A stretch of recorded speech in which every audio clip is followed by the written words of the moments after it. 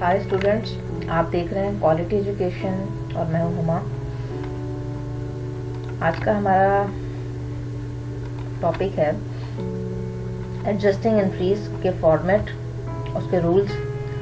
Adjusting entries कैसे बनाई जाती हैं, उनके रूल्स क्या होते हैं, किन रूल्स के थ्रू बआसानी उनको बनाया जा सकता है। आज वो तमाम रूल्स मैं आपके साथ डिस्कस करूँगी और उसके बाद आपके लिए बहुत आसान हो जाएगा एडजस्टिंग की एंट्रीज को बनाना और एडजस्टमेंट का जो भी क्वेश्चन होता है उसको अटेम्प्ट करना। अगर अभी तक आपने मेरा चैनल सब्सक्राइब नहीं किया तो उसको सब्सक्राइब कीजिए, बेल आइकन को प्रेस कीजिए ताकि आइंदा आने वाले तमाम वीडियोस आप तक बआसानी पहुंच सकें। चलते हैं अपने आज की क्वेश्चन की तरफ। एडजस्टिंग एंट्री के फॉर्मेट और उसके रूल्स आज आपसे डिस्कस करने जा रही हूँ मैं। बहुत आसान रूल्स हैं, कुछ मेन पॉइंट्स हैं इसके। अगर वो आपके जहन में बैठ जाते हैं, आपको समझ में आ जाते हैं, तो आपके लिए बहुत आसान हो जाएगा एडजस्टिंग एंट्रीज करना। एडजस्टमेंट का जो क्वेश्चन दिया जाता है आप लोगों को, जिसके रिक्वायरमेंट होती है कि आपने एडजस्टिंग एंट्री पास करनी है, तो बेसिकली उसमें आपको दो बैलेंसेस दिए जाते हैं। ऊपर आपको ट्रायल बैलेंस दिया जाता है और फिर नीचे कुछ एडजस्टमेंट की ट्रांजैक्शंस दी जाती हैं। तो वो जो एडजस्टमेंट की ट्रांजैक्शन होती हैं उनको देखते हुए और ऊपर के ट्रायल बैलेंस में उस बैलेंस को देखते हुए आपको एक एंट्री पास करना होती है जिसको एडजस्टिंग एंट्री कहते हैं। एडजस्टिंग एंट्री को पास करने के लिए आपको सबसे पहले तो ये डिसाइड करना होता है कि अमाउंट क्या होगा एंट्री का। पहले आपने ये डिसाइड करना है कि एंट्री का अमाउंट क्या होगा और फिर उसके बाद आपने डिसाइड ये करना है कि इस एंट्री में एडजस्ट क्या हो रहा है। बेसिकली आपने एंट्री क्या पास करनी है। तो फॉर एग्जाम्पल, ये मैंने कुछ एग्जांपल्स यहाँ पे कोट की हुई हैं। नंबर 1, अगर आपको ट्रायल बैलेंस में ऊपर लिखा हुआ है प्री पेड सैलरी 40,000, ये आपका ऊपर का ट्रायल बैलेंस का बैलेंस है, और नीचे एडजस्टिंग एंट्री जो आपको दी हुई है, एडजस्टमेंट का डेटा है, उसमें भी लिखा हुआ है प्री पेड सैलरी 30,000 एडजस्टमेंट में है। तो अब आपने डिसाइड करना है। अच्छा, मैं आपको बैलेंस लेने का, ये अमाउंट लेने का तो एक बहुत सिंपल सा फॉर्मूला बता देती हूँ अगर आपको लॉजिक्स नहीं याद हो रही हैं। देखिए, अगर तो ट्रायल बैलेंस वाला और नीचे एडजस्टमेंट वाला टाइटल सेम है, टाइटल ऑफ अकाउंट सेम है, तो अमाउंट हमेशा माइनस होकर आएगी। ठीक है, लंबी चौड़ी लॉजिक्स में नहीं पढ़ते हैं, दोबारा सुन लीजिए। अगर आप ट्रायल बैलेंस का जो टाइटल है वो और एडजस्टमेंट का जो टाइटल है वो सेम है, तो अमाउंट हमेशा इन दोनों को आप माइनस कीजिएगा। 40,000 में से 30,000 आपने माइनस कर दिया, इसका मतलब है एंट्री तो 10,000 से बनेगी। एक चीज तो क्लियर होगी, ठीक है। ये तमाम एडजस्टमेंट के ऊपर यही रूल अप्लाई होता है, ये आप याद रख लीजिएगा। जब डिसाइड हो गया कि एंट्री 10,000 से बननी है, तो एक्चुअल एंट्री बननी किस चीज की है वो हमें देखनी होगी। प्रीपेड सैलरी अगर ऊपर पहले था आपके पास 40,000, प्रीपेड सैलरी, प्रीपेड होता है एडवांस में दिया हुआ, ठीक है जी। अगर तो प्रीपेड था कितना, 40,000 पहले था और अब हो गया है 30,000, तो डेफिनेट क्या हुआ है, 10,000 से ये कम हो गया है, यानी कि जो एडवांस था वो कम हो गया है, वो एक्सपेंस हो गया है। ठीक है, आपका जो एडवांस था वो एक्सपेंस हो गया है, यानी कि आपको एडजस्ट करना है सैलरी एक्सपेंस को। आपने क्या एडजस्ट करना है, सैलरी एक्सपेंस। ऊपर भी प्रीपेड सैलरी है, नीचे भी प्रीपेड सैलरी है आपके पास। पहले 40,000 थी, अब 30,000 है। एक और आसान तरीका, दोनों तरफ अगर प्रीपेड मौजूद है और ऊपर वाला बैलेंस बड़ा है तो आप एक्सपेंस को एडजस्ट करेंगे। ठीक है, दोनों तरफ अगर प्रीपेड है और ऊपर वाला बैलेंस बड़ा है, ट्रायल बैलेंस का अमाउंट बड़ा है, तो आपने एक्सपेंस एडजस्ट करना है, यानी कि आपने एक्सपेंस डेबिट कर देना है और प्रीपेड को क्रेडिट कर देना है। जो चीज एडजस्ट हो रही है एंट्री उसकी पास होनी है। आपने सैलरी एक्सपेंस डेबिट करना है और सैलरी प्रीपेड को क्रेडिट करना है आपने। ठीक है, ये देखिए, सैलरी एक्सपेंस डेबिट हुआ और सैलरी प्रीपेड क्रेडिट हुआ और 10,000 का अमाउंट यहाँ पे मौजूद है। मैंने अभी तक आपको दो रूल्स बताए हैं। नंबर 1 रूल मैंने आपको ये बताया है कि बैलेंस कैसे लेते हैं एंट्री के लिए। दोनों तरफ अगर टाइटल सेम है, अगर टाइटल सेम है तो आपने अमाउंट्स को माइनस कर देना है। 10,000 आपके पास माइनस होके आया तो आपने यहाँ 10,000 ले लिया। रूल नंबर 2 मैंने आपको ये बताया है कि अगर दोनों तरफ प्रीपेड है तो आप ये देखेंगे अमाउंट कहाँ का ज्यादा है। अगर ऊपर ट्रायल बैलेंस का अमाउंट ज्यादा है तो आपने एक्सपेंस की एंट्री पास करनी है, यानी आपने एक्सपेंस डेबिट करके प्रीपेड को क्रेडिट कर देना है। और अगर इसी का उलट हो जाए, जो मैंने अभी बोला है, रिवर्स हो जाए, देखें सेम है दोनों तरफ टाइटल, यहाँ भी ऊपर वाली एंट्री की तरह, ठीक है, सेम टाइटल थे तो आपने अमाउंट ऑब्वियसली माइनस करके लिया होगा, आपने ले लिया 10,000 माइनस करके। अब आपने ये देखना है कि दोनों तरफ प्रीपेड तो है, लेकिन अमाउंट कहाँ का बड़ा है, अमाउंट है नीचे का बड़ा, एडजस्टमेंट का। तो जब दोनों तरफ प्रीपेड हो और नीचे वाला अमाउंट बड़ा हो तो आप प्रीपेड को एडजस्ट करते हैं। आपने प्रीपेड सैलरी को डेबिट करना है और एक्सपेंस को क्रेडिट कर देना है, ठीक है। ये दोनों अपोजिट एंट्रीज हैं। इसमें ऊपर वाले का अमाउंट बड़ा था तो आपने एक्सपेंस को एडजस्ट कर दिया, यहाँ नीचे वाले का अमाउंट बड़ा था तो आपने प्रीपेड को एडजस्ट किया है। इसकी मैं लॉजिक बताती हूँ आपको। प्रीपेड सैलरी आपके पास थी 40,000 पहले ट्रायल बैलेंस में, जबकि एडजस्टमेंट बता रही है कि अब वो 50,000 हो गई है, यानी कि प्रीपेड बढ़ गया है 10,000 से। तो स्टूडेंट जब प्रीपेड बढ़ गया तो उसकी रिकॉर्डिंग भी तो जरूरी है। प्रीपेड एसेट है, बड़ा है तो डेबिट में रिकॉर्ड होगा। ये लॉजिक है इसकी। प्रीपेड सैलरी डेबिट हो गई है और सैलरी एक्सपेंस क्रेडिट हो गया है 10,000 से। चाहे तो लॉजिकली से याद कर लें और चाहें तो जो मैंने आपको अभी ट्रिक बताई है आप उससे याद कर सकते हैं। बैलेंस लेने का भी तरीका मैंने आपको बता दिया और ये तरीका भी मैंने आपको बता दिया है कि किस तरीके से आप डिसाइड करेंगे। आगे आ जाइए तो आप सप्लाईज वाले केसेस हैं आपके सामने। सप्लाईज, ये ऑफिस सप्लाई है, सिंपल जो भी ऑफिस सप्लाईज होती है ये वो है। इसमें क्या किया है आपने कि ऊपर सप्लाईज का जो ट्रायल बैलेंस है वो 40,000 का है, नीचे सप्लाई इन्वेंट्री जो है वो 50,000। देखिए ये सेम है दोनों, ठीक है। जब दोनों तरफ सेम होता है अमाउंट माइनस करके लेते हैं। आपने 40 माइनस 50 किया, 10,000 आ गया, तो ये तो डिसाइड हो गया कि 10,000 से एंट्री पास होनी है। अब डिसाइड ये करना है आपने कि एंट्री बनानी किस चीज़ की है। ऊपर भी सप्लाईज है, नीचे भी सप्लाईज है, तो फिर आपने जाके देखा कि नीचे वाला अमाउंट बड़ा है। नीचे वाला अमाउंट बड़ा है तो आपने सप्लाईज की एंट्री पास करनी है, ठीक है। यहीं अगर ऊपर वाला अमाउंट बड़ा होता तो आप एक्सपेंस की एंट्री पास कर देते। आपने क्या करना है, पहले सप्लाईज थी आपके पास 40,000 की, अब सप्लाईज बढ़ गई हैं 50,000 की। ऑब्वियसली 10,000 की परचेजिंग हुई है, 10,000 की सप्लाईज मजीद आई हैं। तो अगर 10,000 की सप्लाईज मजीद आई हैं तो सप्लाईज को हम डेबिट कर देंगे और सप्लाईज एक्सपेंस क्रेडिट हो जाएगा। आगे आ जाइए नंबर 4 पे। देखिए सप्लाईज एक्सपेंस 40,000 और सप्लाई यूज्ड एक ही बात है, दोनों एक्सपेंसेस हैं आपके पास 40,000 एंड 35,000। देखिए अगर ये सेम टाइटल है, एक्सपेंस और यूज का मतलब सेम होता है। अगर सेम टाइटल है तो अमाउंट तो माइनस होकर आएगा। 40 माइनस 35 आपने कर दिया, 5,000 से आपकी एंट्री पास होनी है। डिसाइड ये करना है कि एडजस्ट होगा क्या, एंट्री पास किस चीज़ की करनी है। ये भी एक्सपेंस है और ये भी एक्सपेंस है। देखिए पहले रिकॉर्डिंग हुई थी कि एक्सपेंस है 40,000, जबकि आपकी एडजस्टमेंट आपको बता रही है कि अब एक्सपेंस कितना है 35,000, यानी कि इसमें से 5,000 आपका क्या है, अनयूज्ड है।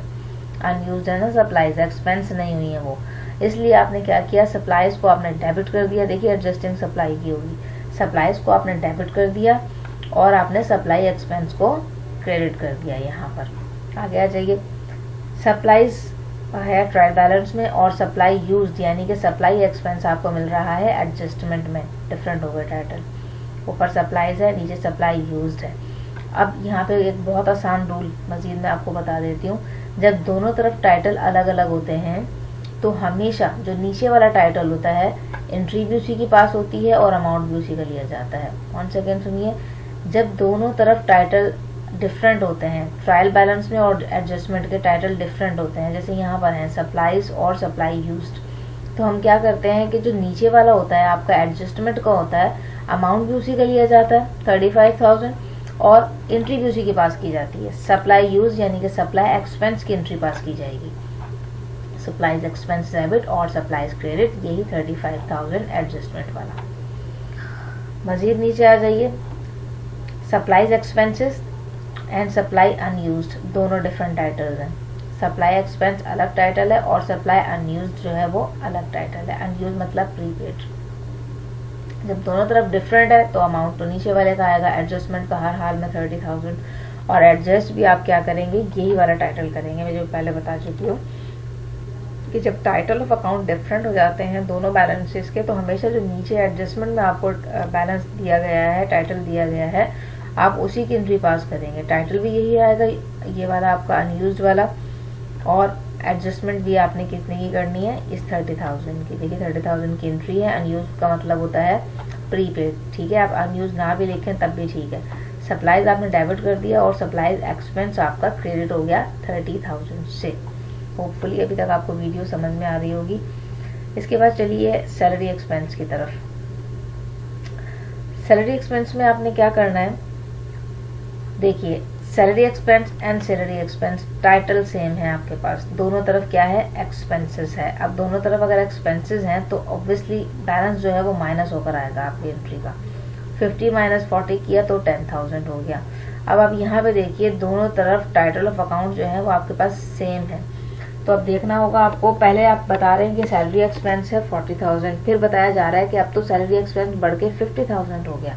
तो स्टूडेंट इसका मतलब है 10,000 अब पेएबल हो गए हैं, ठीक है। सैलरी ड्यू हो गई है अब आप पर 10,000 जो कि आपने अब पे करने हैं।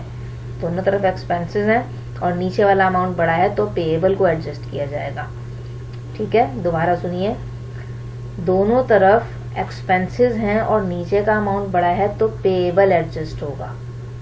तो यहाँ पेएबल एडजस्ट हुआ, सैलरी एक्सपेंस डेबिट और सैलरी पेएबल क्रेडिट। पेएबल जो है लायबिलिटी है इसलिए इसको क्रेडिट में एंट्री पास की गई है इसकी। दोनों तरफ एक्सपेंसेस, तो आपके पास जो अगर नीचे वाला अमाउंट बढ़ा है, दोनों तरफ एक्सपेंसेस और नीचे वाला अमाउंट बढ़ा है तो पेएबल एडजस्ट किया जाएगा। जबकि यहाँ देखिए दोनों तरफ एक्सपेंसेस हैं और ऊपर वाला अमाउंट बढ़ा है तो प्रीपेड एडजस्ट होगा। यहाँ पर प्रीपेड एडजस्ट होगा और अमाउंट लेने का तरीका वही है कि अगर टाइटल ऑफ अकाउंट सेम है तो अमाउंट माइनस होकर आएगी। 40 माइनस 30 इज इक्वल टू 10,000, ठीक है। इसकी लॉजिक समझ लीजिए। सैलरी एक्सपेंस आपका पहले डेबिट था 40,000 से, जबकि एडजस्टमेंट बता रही है कि सैलरी एक्सपेंस कितना है, सिर्फ 30,000। तो स्टूडेंट इस 40 में से 10,000 मतलब आपने प्रीपेड दिए हुए हैं, सैलरी के एडवांस में दी हुई होगी आपने, वो भी एक्सपेंस नहीं हुई है आपकी, इसलिए आपने प्रीपेड की एंट्री पास करनी है। नेक्स्ट एंट्री है salary expense debit accrued salaries आपकी क्रेडिट हो गई है। एक्रूड का मतलब होता है आउटस्टैंडिंग अनपेड पेएबल, ठीक है, इसका ये मतलब होता है। तो जैसे ही ये एंट्री आती है स्टूडेंट, एक्रूड सैलरी अगर आपको मिल जाती है एडजस्टमेंट में या अनपेड के नाम से या आउटस्टैंडिंग के नाम से मिल जाती है तो फिर आपको ऊपर बैलेंस देखने की जरूरत ही नहीं है, ये फिक्स एंट्री है, सैलरी पेएबल की एंट्री पास होगी। जैसे ही एक्रूड अनपेड या आउटस्टैंडिंग सैलरी आपको मिल जाए एडजस्टमेंट में और अमाउंट भी इसी का आता है तो 35,000 से आपने एंट्री को पास करना है। और एक्रूड सैलरी का मतलब सैलरी पेएबल एडजस्ट होगा, सैलरी एक्सपेंस डेबिट कर दिया आपने और सैलरी पेएबल को आपने क्रेडिट कर दिया। होपफुली यहाँ तक क्लियर हो गया होगा। इसके बाद हम देखते हैं अपने इनकम के केसेस। इनकम के केसेस में दो टर्म्स यूज होती हैं, अर्न की और अनअर्न की। ये देखिए ये अनअर्न है, इनकी जरा दोनों की लॉजिक समझ लीजिए। स्टूडेंट अर्न का मतलब ये होता है इनकम, आप कमा चुके हैं, आपका पैसा हो चुका है, उस इनकम का वो अर्न होती है, वो है आपकी इनकम, ठीक है।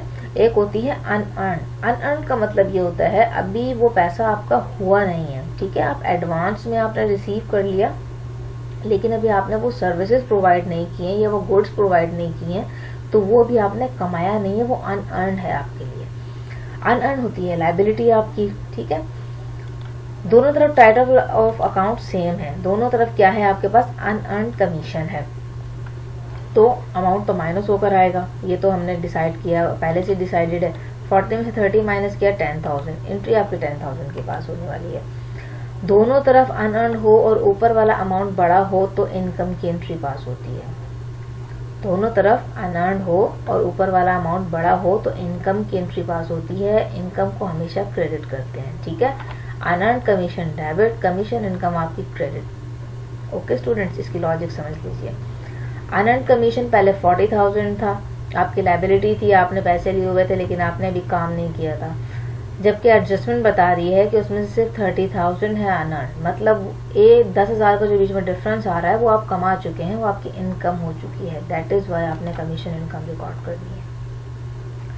11th एंट्री पे आइए, दोनों तरफ टाइटल ऑफ अकाउंट सेम है ऊपर वाले एंट्री की तरह, दोनों तरफ अनअर्न कमीशन है, 40 है 50 है, तो आपने 50 में से 40 माइनस कर देना है, ठीक है। जब सेम टाइटल ऑफ अकाउंट होते हैं तो अमाउंट लेने के लिए इनको माइनस करते हैं, माइनस कर दिया। एडजस्ट क्या होगा, देखिए जब दोनों तरफ अनअर्न्ड हो और नीचे वाला अमाउंट बड़ा हो तो अनअर्न्ड को एडजस्ट करते हैं। ठीक है, यहाँ मैंने क्या बताया था, दोनों तरफ अनअर्न्ड हो और ऊपर वाला अमाउंट बड़ा हो तो इनकम एडजस्ट होती है। यहाँ है दोनों तरफ अनअर्न्ड हो और नीचे वाला अमाउंट बड़ा हो तो अनअर्न्ड एडजस्ट होता है। आप अनअर्न्ड को बिल्कुल एडजस्ट करेंगे। अनअर्न्ड जो है लायबिलिटी है आपकी, तो वो क्रेडिट में एंट्री होगी उसकी, कमीशन इनकम डेबिट और अनअर्न्ड कमीशन क्रेडिट। लॉजिक समझिए एंट्री की। पहले आपने अनअर्न्ड कमीशन रिकॉर्ड किया हुआ था 40,000 से, बाद में आप अनअर्न्ड कमीशन 50,000 से दिखा रहे हैं, तो ऑब्वियसली सीधा सीधा समझ आ रहा है कि 10,000 का इजाफा हुआ है अनअर्न्ड में। जब अनअर्न्ड बड़ा है तो अनअर्न्ड की ही एंट्री पास होगी। 12th एंट्री पे आइए। अनअर्न्ड कमीशन आपका डेबिट है, सॉरी अनअर्न्ड कमीशन आपका ट्रायल बैलेंस में मौजूद है 50,000 का और कमीशन इनकम एडजस्टमेंट में है 35,000 की। टाइटल ऑफ अकाउंट डिफरेंट हो गए हैं स्टूडेंट, ऊपर अनअर्न्ड है और नीचे इनकम है। देखिए फिर से वही रूल अप्लाई होगा, जब डिफरेंट टाइटल ऑफ अकाउंट हो जाएं तो ऊपर देखना ही नहीं है आपने, एंट्री भी कमीशन इनकम की पास होगी और अमाउंट भी 35,000 आएगा। 35,000 लिख दिया आपने और कमीशन इनकम की एंट्री पास कर दी। Unearned commission debit, commission income credit हो गया आपका। 13 एंट्री पे आइए। Commission income debit, commission income आपके पास 40,000 है और अनअर्न्ड कमीशन है 30,000। टाइटल ऑफ अकाउंट हो गए डिफरेंट, तो फिर ऊपर तो देखना ही नहीं है, सिर्फ इसी को एडजस्ट करना है और यही वाला अमाउंट लेना है आपने। 30,000 की एंट्री पास हुई है और अनअर्न्ड कमीशन की आपने एंट्री पास करनी है, commission income debit, unearned commission को क्रेडिट कर देना है आपने। 14th एंट्री पे आइए। दोनों तरफ टाइटल ऑफ अकाउंट सेम है, दोनों तरफ कमीशन इनकम मौजूद है आपके पास, तो अमाउंट माइनस होकर आएगा। आपने माइनस करके अमाउंट ले लिया है और आपके पास क्या हुआ है, जब कमीशन इनकम दोनों तरफ हो और ऊपर का अमाउंट बड़ा हो आपका तो अनअर्न्ड कमीशन को एडजस्ट करते हैं। ठीक है, दोनों तरफ कमीशन इनकम मौजूद है और दोनों तरफ कमीशन इनकम मौजूद है और ऊपर का अमाउंट बड़ा है तो अनअर्न्ड कमीशन एडजस्ट होगा, commission income debit, unearned commission credit. इसकी लॉजिक ये है कि पहले आपने लिखा हुआ है कि आपकी कमीशन इनकम है 40,000, जबकि बाद में आप बता रहे हैं कि वो 40 नहीं है, वो 30 है। तो स्टूडेंट जब इनकम नहीं हुई है तो अनअर्न्ड होगी ना, वो जो बीच का डिफरेंस है वो क्या होगा आपका, अनअर्न्ड होगा। तो दैट इज वाई हमने क्या किया है, यहाँ पे कमीशन अनअर्न्ड को एडजस्ट किया है। 15th एंट्री पे आइए। कमीशन इनकम दोनों तरफ सेम टाइटल है आपके पास, सेम है तो अमाउंट माइनस होकर आएगी, माइनस करके आपने अमाउंट ले ली 10,000। दोनों तरफ कमीशन इनकम हो और नीचे का अमाउंट ज्यादा हो तो रिसीवेबल एडजस्ट होता है। ठीक है, ये रूल याद रखिएगा। दोनों तरफ कमीशन इनकम हो, ऊपर का अमाउंट बड़ा तो अनअर्न्ड एडजस्ट, दोनों तरफ कमीशन इनकम है और नीचे का अमाउंट बड़ा है तो कमीशन रिसीवेबल एडजस्ट होगा। एसेट होता है रिसीवेबल तो वो डेबिट में एडजस्ट होगा। कमीशन रिसीवेबल को डेबिट कर देंगे, कमीशन इनकम को आप क्रेडिट कर देंगे। इसकी लॉजिक ये है कि पहले आपने लिखा हुआ कमीशन इनकम 40,000 है, फिर आप कह रहे हैं कि जी कमीशन इनकम तो 50,000 है, तो अगर कमीशन इनकम बढ़ गई है तो इसका मतलब अब आपके लिए वो रिसीवेबल हो गई, अब आपने वो पैसा रिसीव करना है इनकम का, तो इसलिए आप उसको रिकॉर्ड कर देंगे डेबिट पे। लास्ट एंट्री है स्टूडेंट आपकी कि कमीशन इनकम ऊपर मौजूद है ट्रायल बैलेंस में और नीचे कमीशन रिसीवेबल है। देखिए डिफरेंट टाइटल ऑफ अकाउंट आ गया तो अगेन आपने यही करना है कि ऊपर वाला अमाउंट तो देखना ही नहीं है, 35,000 की आपने एंट्री पास कर देनी है एडजस्टिंग की और इसी को एडजस्ट कर देना है कमीशन रिसीवेबल को। कमीशन रिसीवेबल डेबिट और कमीशन इनकम आपका क्रेडिट हो गया। ठीक है, ये 16th एंट्रीज हैं स्टूडेंट्स। अगर ये 16 एंट्रीज आपको क्लियर हो जाती हैं तो आपके लिए बिल्कुल भी मुश्किल नहीं है एडजस्टिंग एंट्रीज का काम करना। ठीक है, एडजस्टमेंट आपके लिए बहुत ज़्यादा आसान हो जाएगी इसको करने के बाद। होपफुली आपको वीडियो पसंद आई होगी और समझ में भी आ गई होगी।